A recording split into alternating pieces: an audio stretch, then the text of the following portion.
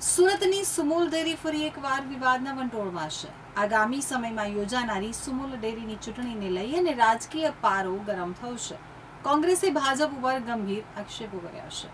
સુરતની જીવાદોરી સમાન સુમુલ ડેરીની આગામી ચૂંટણીને લઈ અને રાજકીય નિવેદનબાજી તેજ બની છે।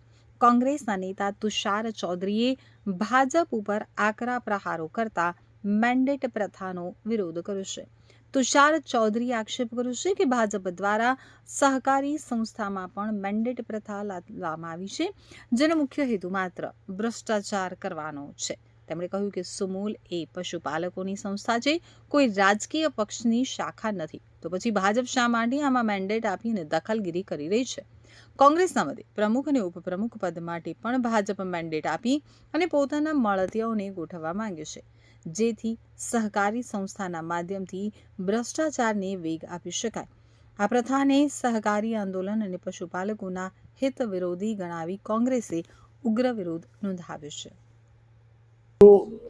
પશુપાલકો ધરાવતી સુમુલ ડેરીનો 12,000 કરોડનો વહીવટમાં છેલ્લા 10 વર્ષથી વધુ સમયથી ભારતીય જનતા પાર્ટીના પ્રમુખ અને મેન્ડેટવાળા 1,000 કરોડથી વધુનો ગેરવહીવટ કર્યો એવો આક્ષેપ જે તે સમયના પ્રમુખ અને ઉપપ્રમુખ દ્વારા કરવામાં આવ્યો હતો।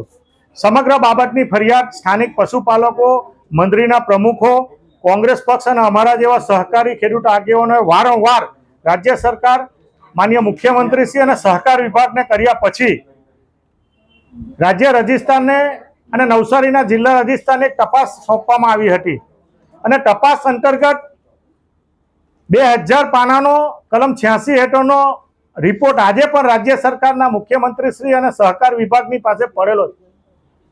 તો આ ભારતીય જનતા પાર્ટીની સરકાર સહકારથી સમૃદ્ધિની વાત કરે છે, પરંતુ આ દૂધની મલાઈ કોણ ખાઈ ગયું એનો અહેવાલ પહેલા કોંગ્રેસ પક્ષ માંગણી કરે છે કે એનો અહેવાલ પહેલા જાહેર થવો જોઈએ। આજે જે મેન્ડેટ આપવાની વાત કરે છે ભારતીય જનતા પાર્ટીની સરકાર, તો તમામ ડિરેક્ટરો એની સાથે સંકળાયેલા છે કે નથી, અને આવનારા દિવસોમાં આવા ભ્રષ્ટાચારી લોકોને જો મેન્ડેટ આપતા હોય એનો અમે સખત કોંગ્રેસ પક્ષ વતી વિરોધ કરીએ છીએ।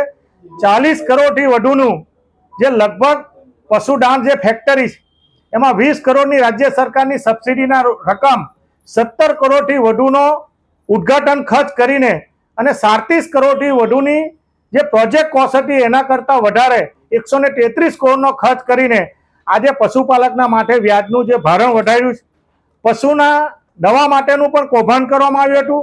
મંત્રીઓને જે પશુપાલક જે મંત્રી છે એને 0% જે લોન આપવામાં આવી અને એમાં ઘણી મંત્રીઓ આજે પણ મૂડી બાકીદાર છે।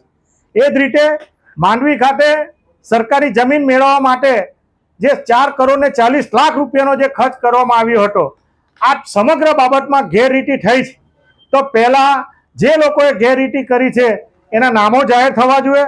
2.5 લાખ પશુપાલકોના હિતમાં આવનારા દિવસોમાં કોંગ્રેસ પક્ષ ચૂંટણી લડીને રોડ ઉપર કાયદાકીય રીતે આ તમામ લડત લડીએ છીએ અને પશુપાલકના હિતમાં, સુરત તાપીના હિતમાં આવનારા દિવસોમાં પણ કોંગ્રેસ પક્ષ આવા ભ્રષ્ટાચારી લોકોને ભારતીય જનતા પાર્ટીનું કાર્યાલય ન બને એના માટેની લડત ચલાવવાના છે।